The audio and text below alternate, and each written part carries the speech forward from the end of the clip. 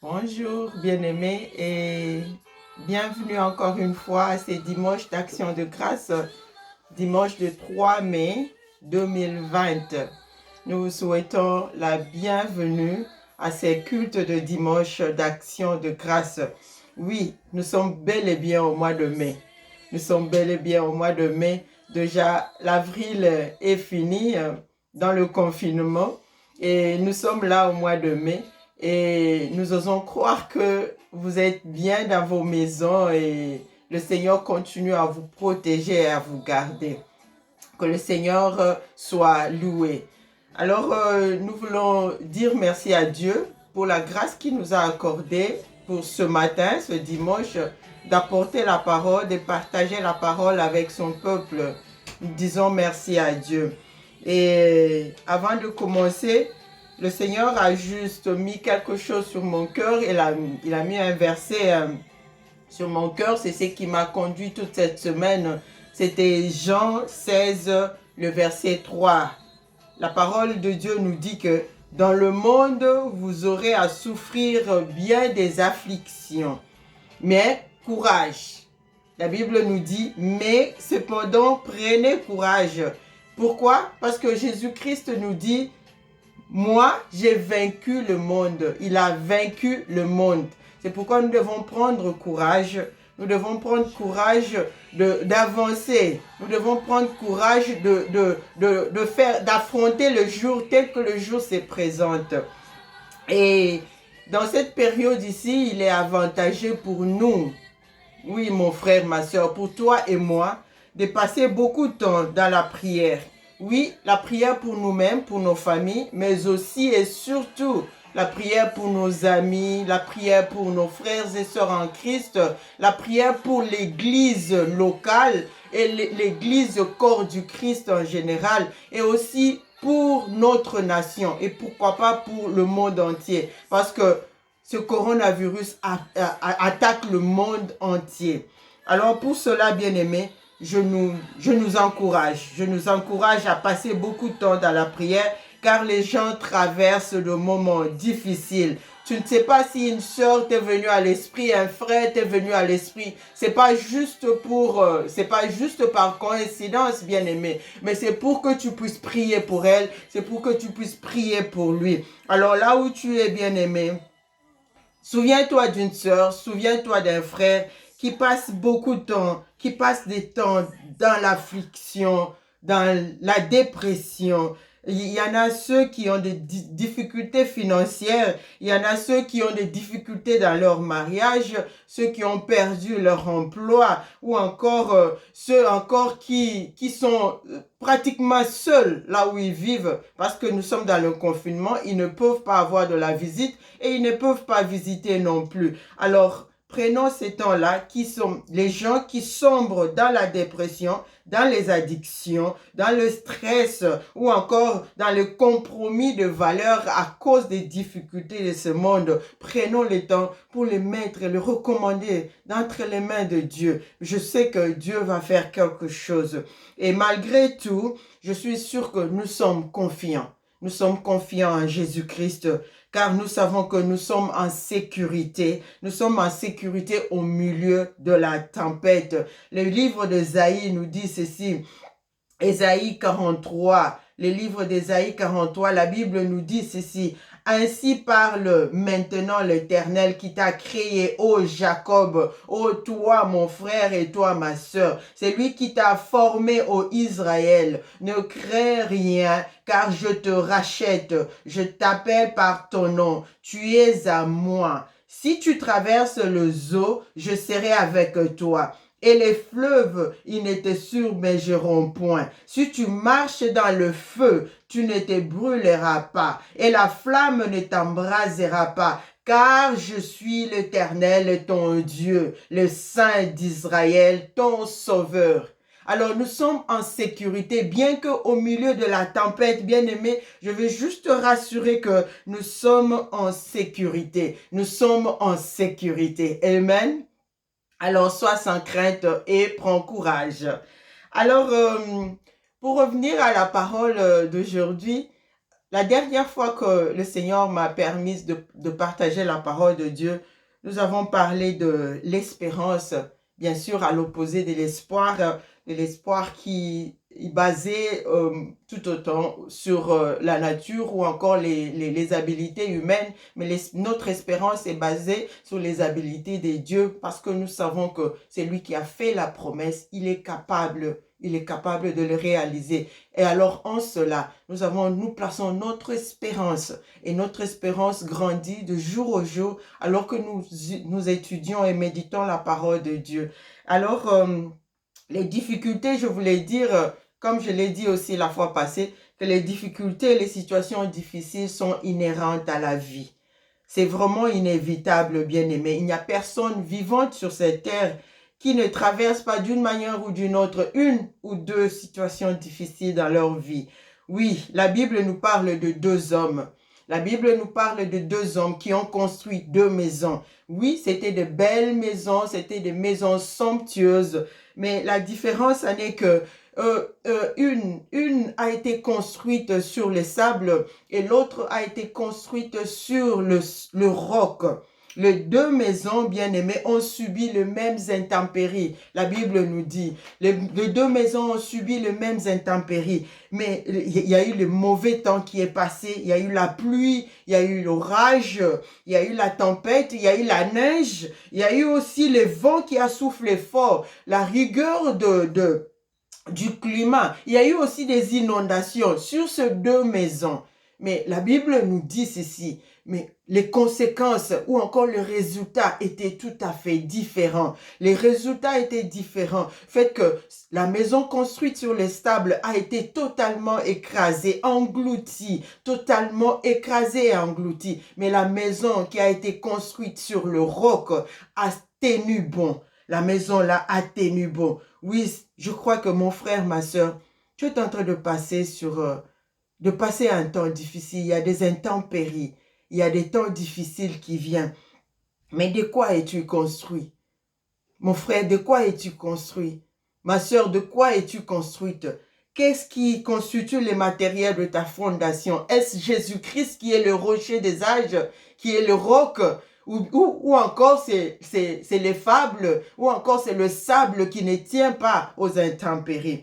Alors ce matin, partant de ce message que le Seigneur m'avait donné la fois passée, c'était un mercredi, je me rappelle, le Seigneur m'a conduit à étudier la vie d'un certain homme, un homme qui a été autrefois mauvais, mais par la grâce de Dieu, a été transposé à la lumière et il a transformé la vie de plusieurs. Et cet homme-là, c'est Paul.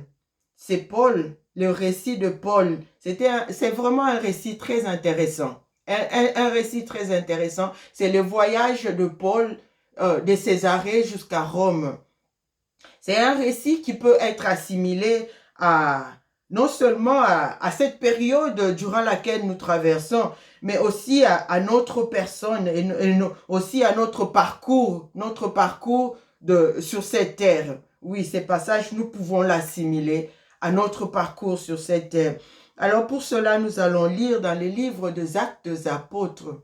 Les Actes des Apôtres, le chapitre 27, du verset 1 au verset 44.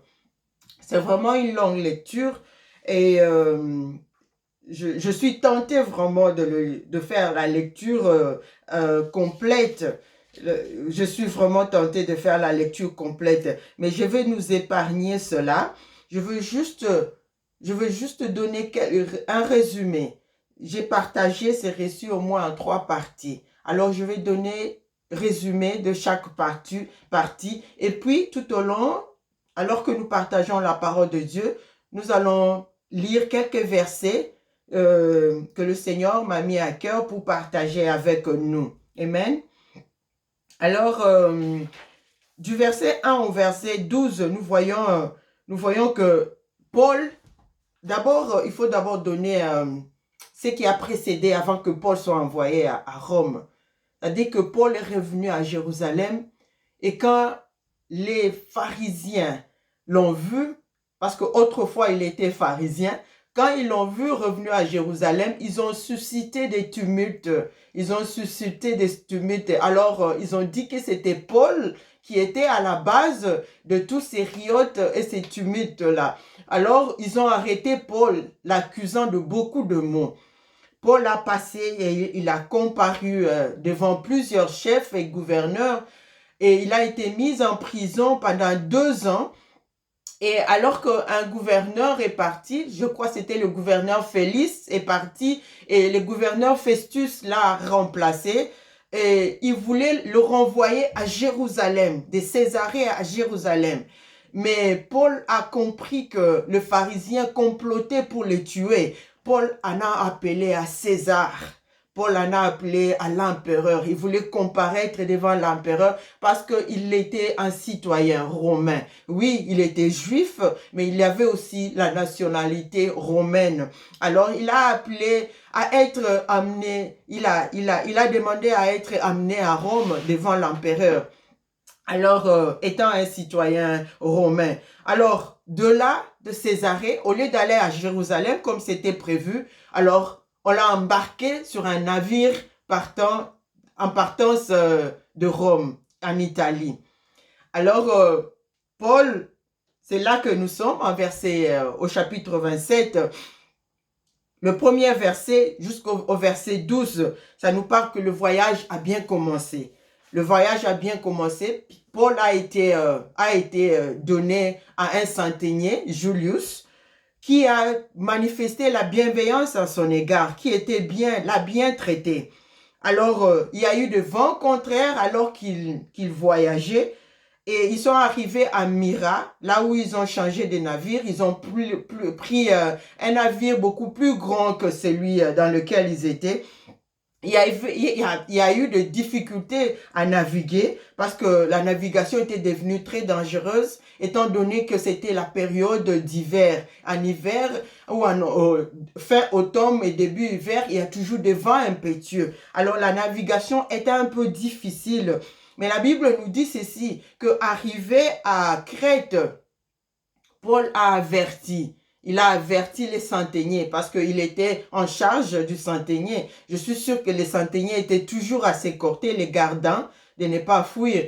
Alors, Paul a averti les centeniers qu'il était bon pour nous, hommes, de rester à Crète parce que la navigation sera très périleuse et dangereuse. Mais ils n'ont pas suivi la voie de Paul. Oui, ils n'ont pas suivi la voie de Paul. Je suis sûr parce qu'ils n'étaient pas experts dans la navigation. Ils avaient des capitaines, ils avaient des marins qui étaient experts dans la matière. Alors le centenier, comme c'est lui qui était en charge du navire, il a quoi? Il a donné l'ordre au capitaine ou encore au pilote de continuer à faire route.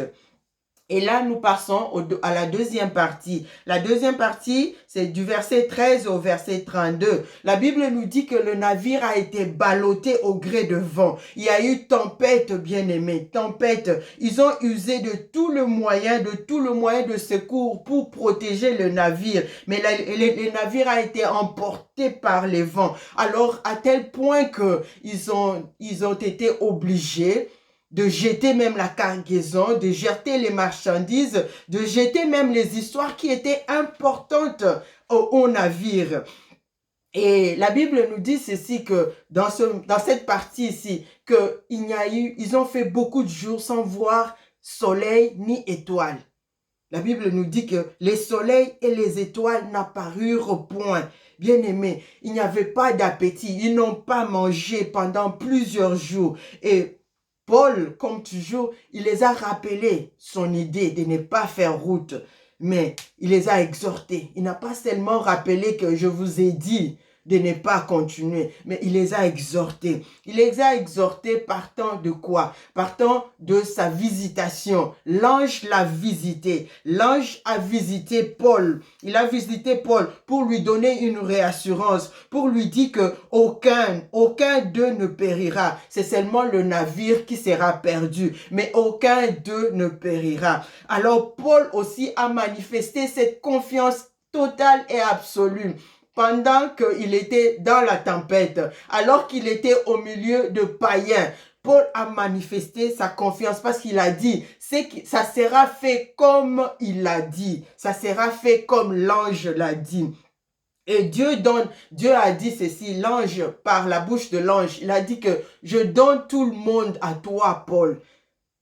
Il a dit que Dieu a donné tout le monde qui était sur ces navires. Il y avait au moins 276 personnes sur ces navires. Dieu a dit spécialement qu'il a donné tous ces gens à Paul. Et Dieu a donné quoi? Le réconfort, le réassurance encore. Et il y a eu un complot. Les marins, les matelots, voyant qu'ils étaient vraiment en péril, voyant qu'il n'y avait plus d'issue, voyant qu'il n'y avait plus de sortie, voyant qu'il n'y avait plus de salut, parce qu'ils ont perdu leur espérance. Les matelots et les marins, ils ont voulu s'échapper. Pierre, ou Paul plutôt, il a perçu ces complots-là. Il a dit aux centeniers, si ces gens ici ne restent pas avec nous, vous ne serez pas sauvés. Vous ne serez pas sauvés. Rappelez-vous que le Seigneur a dit, désolé, le Seigneur a rassuré à Paul que personne ne mourra, personne, si ce n'est le navire. Alors Paul a perçu ces complots-là. Il a dit aux centeniers, si ces marins s'échappaient, vous ne serez pas sauvés. C'est-à-dire que le plan de Dieu ne va pas s'accomplir. Il faut qu'ils restent ensemble pour que les plans de Dieu puissent s'accomplir. Alors, qu'est-ce qu'il a fait? Les soldats ont coupé tous les cordes qui soutenaient le petit bateau, ou encore les petits pirogues dans lesquels les marins voulaient s'échapper. Et la dernière partie nous parle des noms protégés, nous parle du bénéfice des noms protégés et aussi des gens qui sont à côté de cet homme protégé. Paul, encore une fois, il exhorte les gens qui étaient autour de lui de manger, car ils ont fait plusieurs jours, 14 jours sans manger. Paul a dit ceci, il faut manger car cela est nécessaire pour votre salut. Bien-aimés, quand nous allons partager, nous allons revenir sur ce sujet ici, car c'est nécessaire pour votre salut. Alors que je continue à donner le résumé, il y a eu encore une autre réassurance. Aucun de vos cheveux ne sera perdu. Et encore une fois, ils ont encore jeté de la marchandise, ce qui était resté avec eux. La Bible nous dit qu'ils ont jeté les blés qui étaient dans les navires pour alléger la tâche lourde au navire et que pour que la navire puisse bien naviguer. Et la Bible nous dit, le dernier verset, 44, nous dit que tous parvinrent à terre sains et saufs. Bien-aimés. Tous parvinrent à Dieu, à terre plutôt, sains et saufs. Dieu a été fidèle, il a gardé sa parole. Et bien aimé, ce matin, je ne sais pas, tu es ballotté par quel vent? Je ne sais pas, ça peut être le vent de coronavirus, mais bien plus, ça peut être un autre vent aussi qui te ballotte. Un autre vent, une tempête qui te prend ici et là. Tu ne trouves pas d'issue, tu ne trouves pas de solution. Ce matin, le Seigneur veut juste nous réconforter. Il veut juste nous donner quelques guidelines, quelques directives, quelques principes, quelques leçons à partir de cette histoire ici de Paul, ce voyage de Paul de Césarée à Rome. Alors, nous allons partir. Première leçon ou encore premier principe ou encore première directive, c'est quoi? La Bible nous dit ceci. Nous allons lire dans le verset 9 du chapitre 27, verset 9 au verset...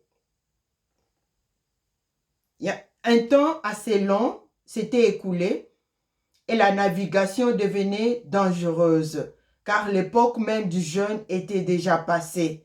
C'est pourquoi Paul avertit les autres en disant, « Ô homme, je vois que la navigation ne sera pas sans péril et sans beaucoup de dommages, non seulement pour la cargaison et pour les navires, mais encore pour nos personnes. » Le centenier écouta les pilotes et les patrons du navire plutôt que le parole de Paul.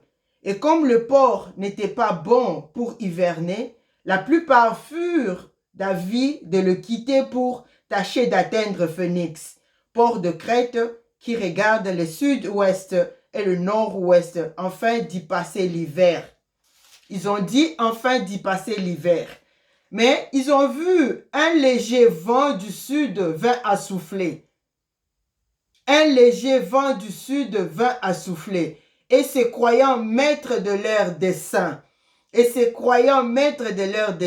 ils levèrent l'ancre et côtoyèrent de près l'île de Crète. Bien-aimés, ils ont dit qu'ils allaient à Phoenix pour passer l'hiver, c'est-à-dire que passer un temps, c'était jusqu'au mois de décembre. Ils étaient fin octobre déjà, ils devaient passer l'hiver jusqu'au mois de décembre. Mais parce qu'ils ont vu un léger vent du sud souffler, oui, ils ont vu un léger vent du sud souffler. C'est alors qu'ils ont jeté l'ancre et ils ont continué à faire route, ne sachant pas ce qui les attend dehors. Bien-aimés, en dépit du conseil de Paul, que la navigation sera dangereuse, et ils n'ont pas pu résister à continuer leur route. Ils n'ont pas pu à rester. Oui, Paul n'était pas expert dans la navigation. Oui, je peux aussi ne pas être expert dans ce que tu fais, bien-aimé. Mais je peux te donner un conseil. Tu peux me donner un conseil. Tu ne peux ne pas être un expert. Ce qui me revient à l'esprit, c'était quoi? C'était Christ. Alors que Pierre et Co, ils ont passé toute la nuit.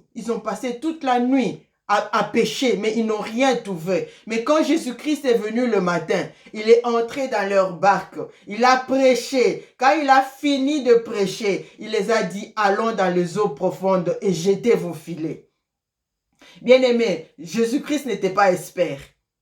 Pierre était expert en pêche. Mais Jésus-Christ lui a donné un conseil et il a suivi. Paul n'était pas un expert. Il a donné un conseil. Parce que non seulement il a vu le temps, il a vu aussi la période, mais aussi, je suis sûr, il a écouté aussi des dieux.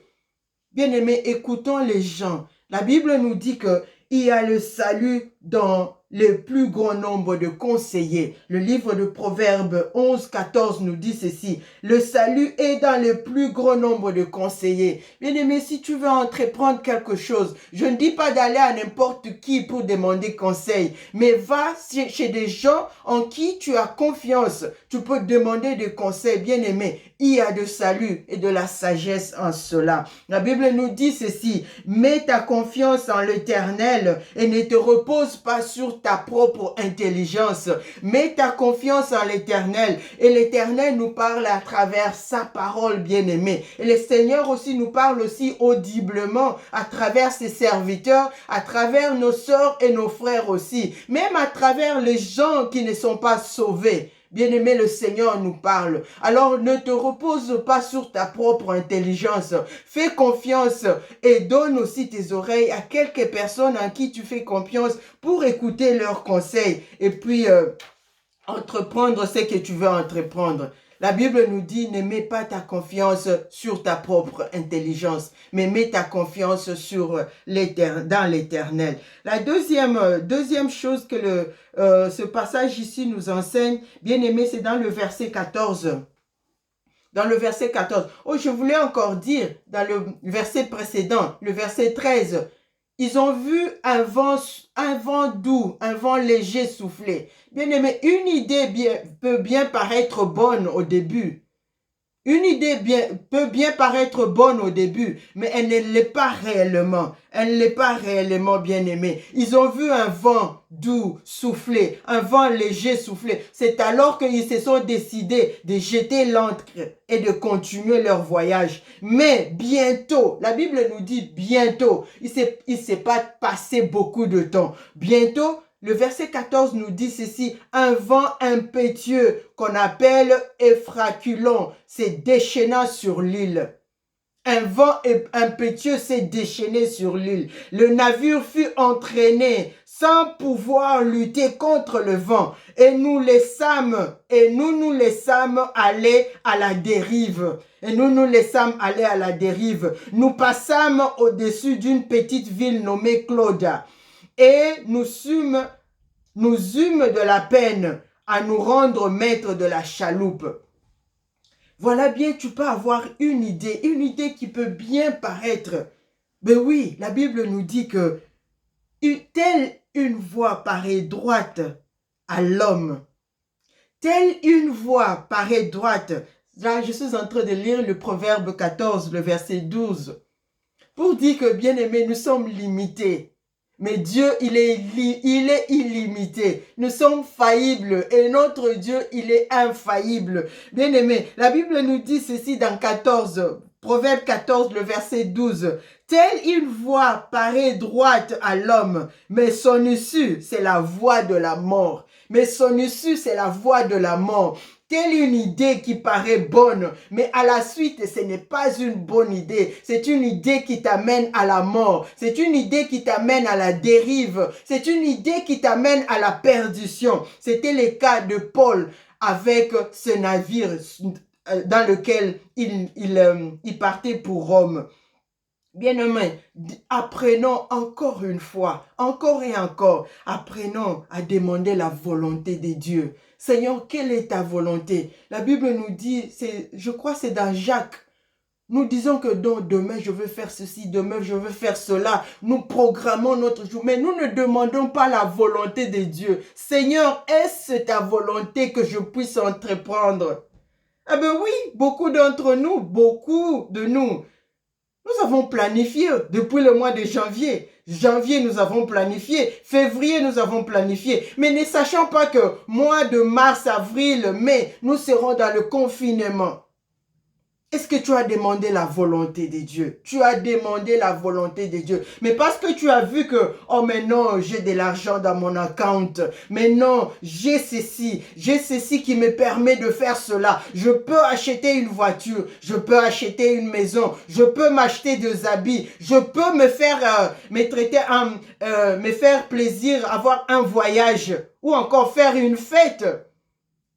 Mais est-ce que tu as demandé la vie de Dieu?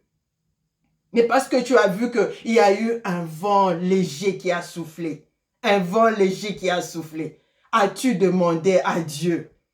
Bien-aimé, apprenons à demander la volonté de Dieu, la direction de Dieu. Et plusieurs fois, nous nous butons dans les difficultés parce que nous n'écoutons pas la voix de Dieu. Mais nous écoutons plutôt nos penchants, notre choix, nos propres intérêts. Le troisième point, bien aimé, ils ont jeté la cargaison. La Bible nous dit que parce qu'ils ont vu qu'ils ne pouvaient plus s'en sortir, bien aimé, les versets 18 et les versets 19, la Bible nous dit qu'ils ont versé, ils ont jeté la cargaison, ils ont jeté des marchandises et ils ont jeté même des agrès. Des agrès, ce sont des instruments qui sont utiles au navire. Ils ont même jeté cela. Bien aimé, le marchandise. La Bible nous dit dans Philippiens 3, mais ces choses qui étaient pour moi des gains. Philippiens 3, du verset 7 au verset 11. Mais ces choses qui étaient pour moi des gains, je les ai regardées comme une perte à cause de Christ. Et même je regarde toutes choses comme une perte à cause de l'excellence de la connaissance de Jésus-Christ, mon Seigneur, pour lesquels j'ai renoncé à tout. Pour Christ, j'ai renoncé à tout. J'ai renoncé à tout pour gagner Christ. Pour lesquels j'ai renoncé à tout. Et je les regarde comme de la boue, afin de gagner Christ et d'être trouvé en lui. Non avec ma justice, celle qui vient de la loi, mais celle qui s'obtient par la foi en Christ. La justice qui vient de Dieu par la foi. Paul nous dit ici encore, tout ce que je considérais comme gain, je le considère comme une perte, comme de la boue. Comme de la boue. Ce qui était utile pour moi, je le considère comme de la boue. Et plus tard encore, ils vont jeter même les blés qui étaient dans le navire. Bien-aimés, là où nous allons, bien-aimés, nous n'avons pas besoin des extra bagages. Nous n'avons pas besoin des extravagages. Nous devons nous alléger, bien-aimés. Nous devons nous alléger, être légers pour être à mesure de courir cette course, pour être à mesure, bien-aimés, de marcher cette vie chrétienne, pour être à mesure de travailler à ton salut et à mon salut avec crainte et tremblement. Alors, qu'est-ce que tu as comme bagage? Oui, ça peut être un bagage qui est utile, mais qui ne constitue pas à ton épanouissement. Oui, la Bible nous dit, tout m'est permis, mais tout n'est pas utile. Tout m'est permis, mais tout n'est pas constructif. Est-ce que c'est que tu as là, bien-aimé, ça constitue à ton avancement dans le royaume de Dieu, à ton avancement dans ta vie chrétienne? La Bible nous dit qu'ils ont jeté, c'était un navire marchand. N'oublions pas, ils avaient de la marchandise. Il y avait aussi un centenier, c'est-à-dire il avait son armée et sa cargaison aussi. Mais ils ont jeté cela. La Bible nous dit ce qui était utile pour eux. Ils ont considéré ça comme de la boue pour sauver leur âme. Pour sauver leur âme. Bien-aimé, qu'est-ce que tu as? La Bible nous dit, débarrassons-nous de fardeaux et des péchés qui nous enveloppent si facilement. Oui, quel est ces péchés qui t'enveloppent si facilement? Quel est ces fardeaux-là que tu continues à transporter jusque maintenant, qui ne te permet pas, bien-aimé, de faire marche, qui ne te permet pas de naviguer les vagues, bien-aimé? Quel est ces fardeaux? Est-ce le fardeau de la haine? Est-ce ton passé? Oui, ça peut être ton passé. Est-ce que tes passions, parce que tes passions aussi, ça peut constituer un obstacle à ton avancement spirituel. Est-ce que l'envie ou encore la jalousie, le ressentiment, l'amertume, le manque de pardon, les blessures intérieures, tu les gardes encore comme si c'était des décorations dans ta vie, bien-aimée? Est-ce que tu es en train de te rendre compte que ça te recule? Ça te recule. Au lieu que tu avances vers Christ, ça te recule de plus en plus. Au lieu que tu sois à l'image de Christ, mais tu es à l'image de toi-même et de l'ennemi, le diable. Parce que tu portes encore ces fardeaux qui sont inutiles. Bien-aimés, les marins et les soldats et tous les prisonniers qui étaient à bord, ils ont pris les marchandises, ils ont jeté à l'eau. Ils ont jeté à l'eau.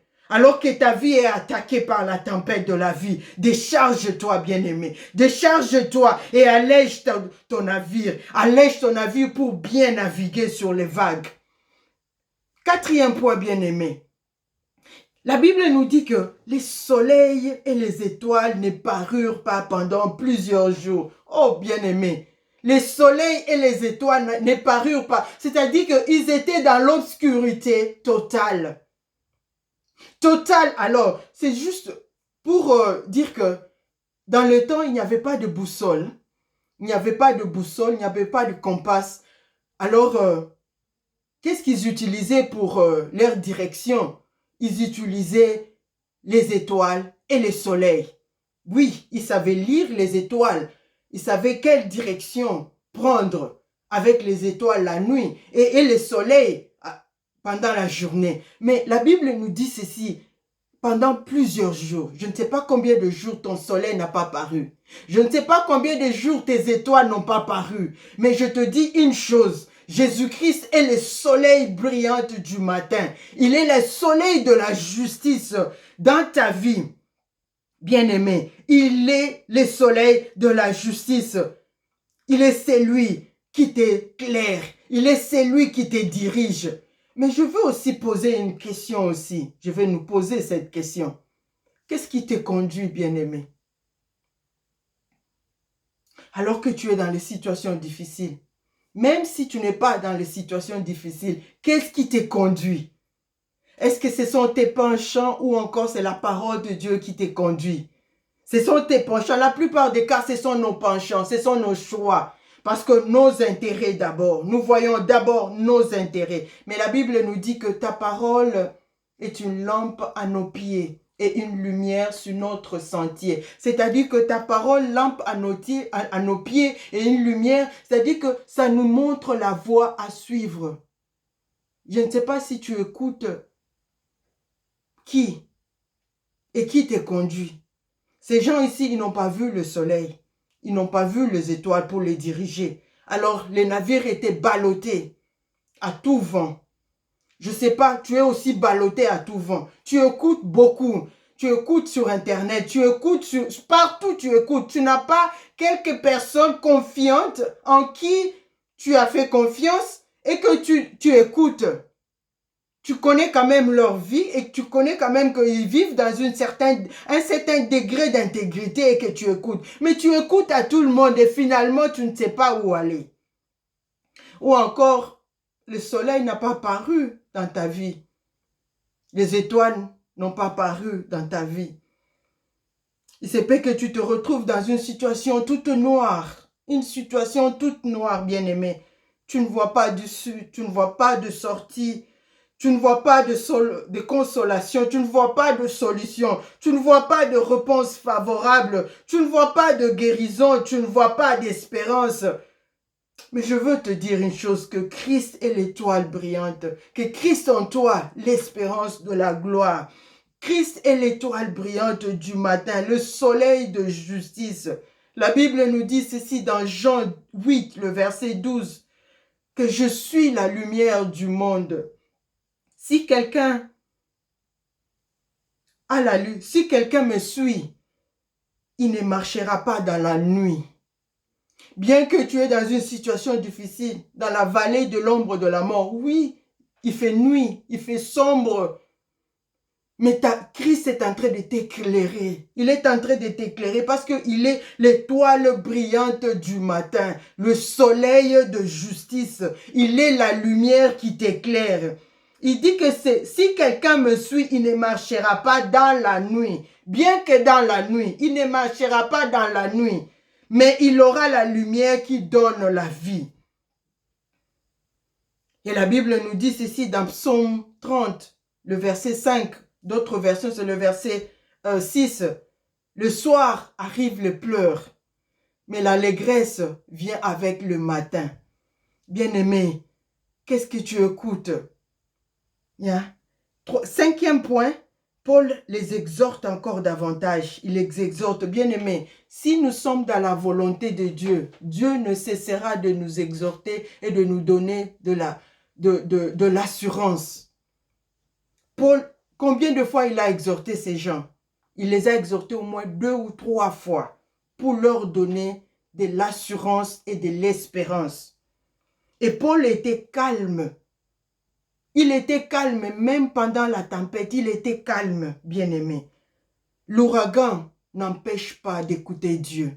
Paul a écouté Dieu. Il a vu l'ange de Dieu lui apparaître et lui dire que personne ne mourra si ce n'est le navire. Est-ce que toi, tu écoutes Dieu en ce temps difficile? Tes oreilles sont-elles branchées à Dieu ou bien sont-elles branchées aux radios, aux news, aux histoires qui ne t'édifient pas vraiment, bien-aimé? Paul, dans le moment difficile, non seulement il a gardé son calme, mais il était à mesure d'écouter Dieu. Et Dieu l'a rassuré que personne ne mourra. Personne ne mourra. Et Paul a montré son assurance devant même le païen. Il a dit, il en sera comme il m'a dit. C'est lui qui a fait la promesse est fidèle. Il va l'accomplir. Amen. Bien-aimé, nous voyons le point suivant, je crois que c'est le point 6. L'avantage de l'unité. Le marin voulait s'enfuir. Alors qu'il savait que ce navire va faire naufrage. Ils voulaient s'enfuir, ne sachant pas la volonté de Dieu, ne sachant pas les desseins de Dieu, ne sachant pas les projets de Dieu pour eux. Ils voulaient s'enfuir, mais c'est eux. En fait, c'est eux qui devaient mourir. C'est eux qui allaient mourir s'ils ont fui.